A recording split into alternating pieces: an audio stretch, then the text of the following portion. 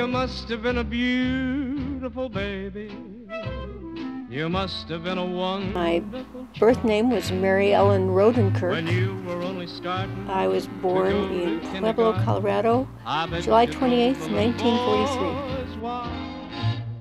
And when it came to winning blue ribbons. My name is Kenneth John Jacobs, John after my father. I was born on March 27th, 1940.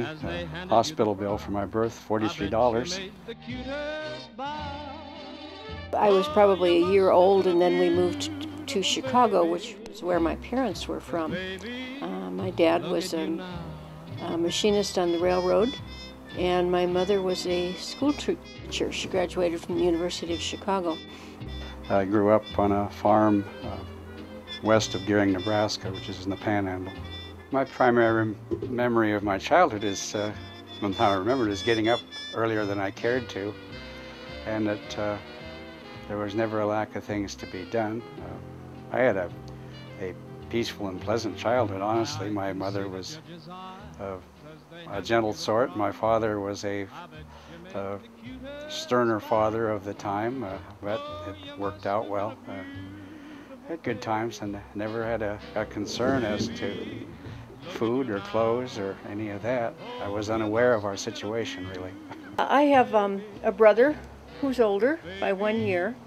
All three of us were born in July. My brother in July of 1942, me in July of 43, and my sister in July of 1945. And I also have a half-brother and a half-sister. My dad was married and had 2 children, and then his wife died at childbirth with their daughter, Dolores. And my brother's name was Matt, and Dolores was the other. And then my siblings from my mother and father were Tom, and came me, and then Ann. And we pretty much grew up independent of the other family. It was just our family, the 5 of us, my mom, dad, and the three younger ones, because the others were many years older than we were. And then in 1953, my father died, had a heart attack at work, and just never came home. So now we were left with my mom to raise the 3 of us. I was 10, my brother was 11, and my sister was 8. And so she went back to teaching school and raised us in Chicago for the rest of those years.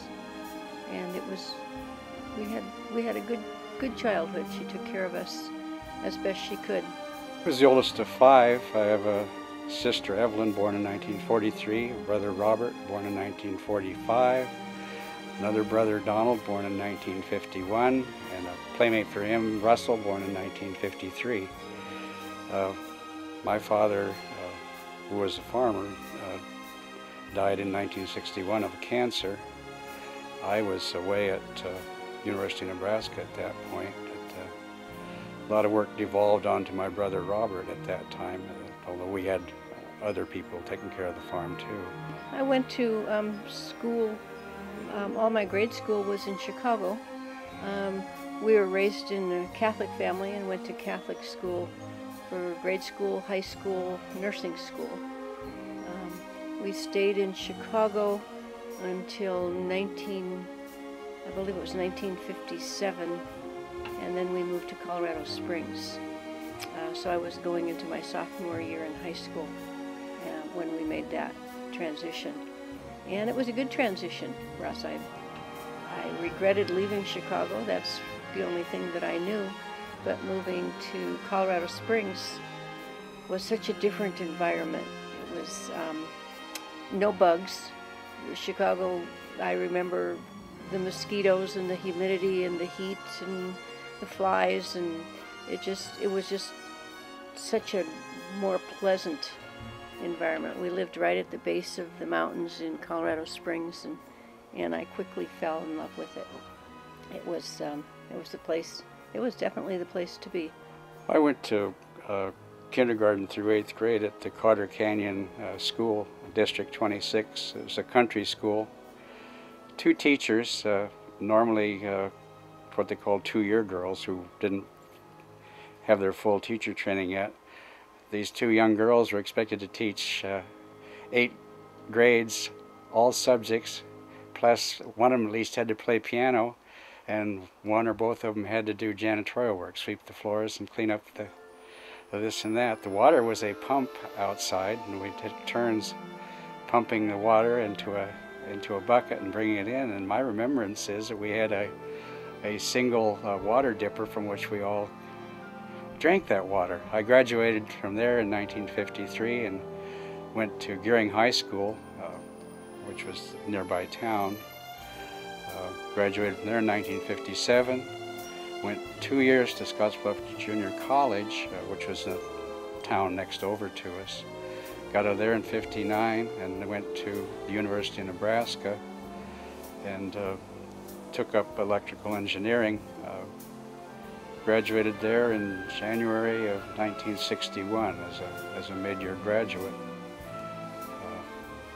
And I had gotten an offer to go to work for Douglas Aircraft Company at that time in Santa Monica, California. I looked at the map and I saw where it was, and I had been getting the Santa Monica Evening Outlook for several weeks. They had sent it to me, and I could see that it was sunny and bright and there were pretty girls, and I was ready to leave Nebraska in the snow and cold.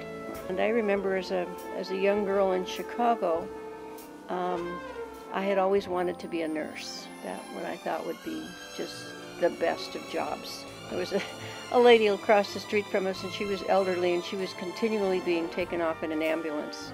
And I thought that was so cool. And I know that sounds a little weird, but it just, I thought, boy, I'd love to ride in one of those, and I'd love to do that, whatever it is that you do. So by working at the hospital for 50 cents an hour, I did find favor with them. So when it was time for me to make a decision of where to go to school, I couldn't afford the college. I couldn't afford to go to the University of Colorado or any of the state colleges. And they were just reopening a nursing program at the hospital. It was a 3-year program, and I would have to go and pay only for books and uniform. Room and board were free. All I had to do was to apply and have this board approve of who the students were going to be. And I realized I did pass the entrance exams, but I always know that God had a plan for me, and through these wonderful women, I was admitted into the program. There were only 32 students that year, and there were many more applications. And so I started there at a 3-year program, graduated in May, and 2 weeks later started nursing school, moved in, and we went, except for 2 weeks vacation in the summer and a week at Christmas, we went 12 months a year for 3 years. I actually said, "Will you marry me?" I remember where we were. We were sitting in the car outside of her apartment on Sepulveda Boulevard, and she believes there was something said earlier than that, but I was unaware of it. I had already made plans, because it was several months before that we went with another couple to San Luis Obispo and Hearst Castle, and I was sure that was where he first brought the subject up. There was no ring, and he didn't get down on his knees and formally, but I had an idea that we were headed in that direction. I don't remember the date. Ken, you're much better at remembering dates. Well, I think it was either November or December of 1965. That's what I think. That's kind of, this is an issue we've talked over the years. We don't know where we're going to agree, so we agree to disagree. And I do remember sitting in the car and him proposing formally. But anyhow, that's how he did propose. And it was this was an era too. We never lived together. We never cohabitated. That was just completely out of the question. So he would have to propose in the car. or on a date or something like that. So it was very good. Wasn't on my knee. You weren't on your knee? No, because we were in the car. The best is yet to come, come the day you're mine. Come the day you're mine. Our Lady of Peace Church, June 25th, 1966. Yeah. It wasn't too long until I was pregnant with our first son, Mike, and he was born June 16th, 1967. And then in October of 1968, our second precious little boy, Steve, was born. We bought our first home, brand new home, tract home, in October of 1971.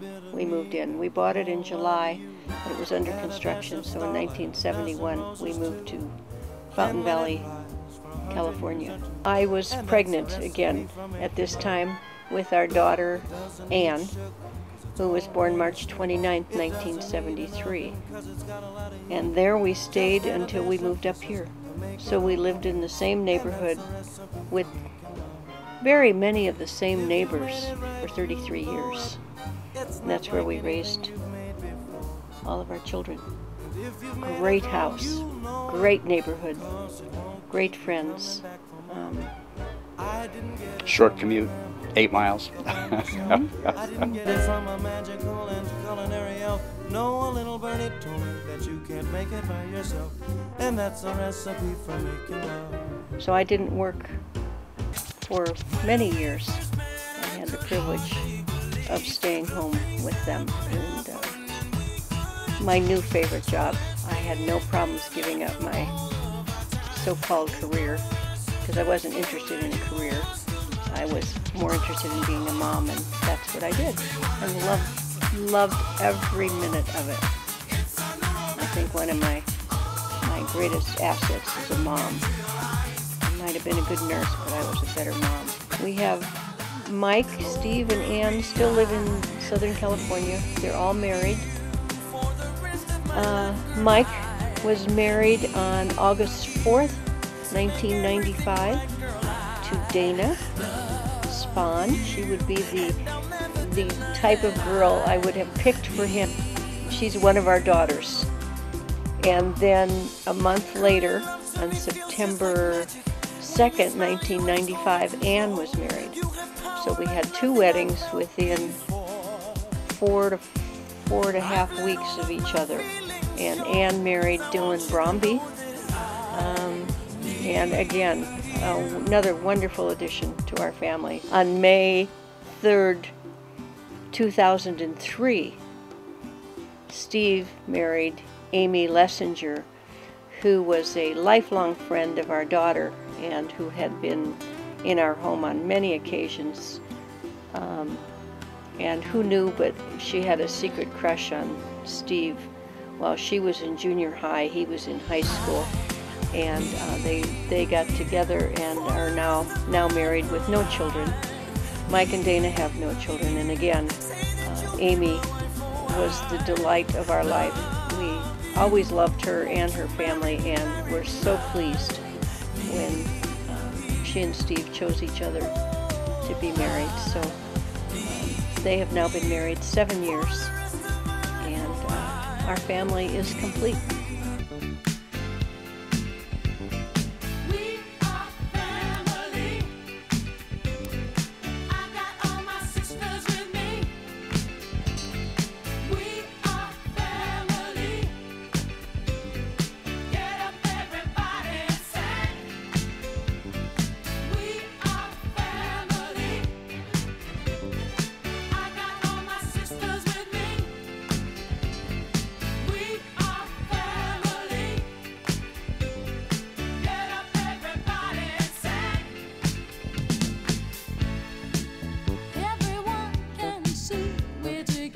We got our first grandchildren May 3rd, 2001 to Ann and Dylan.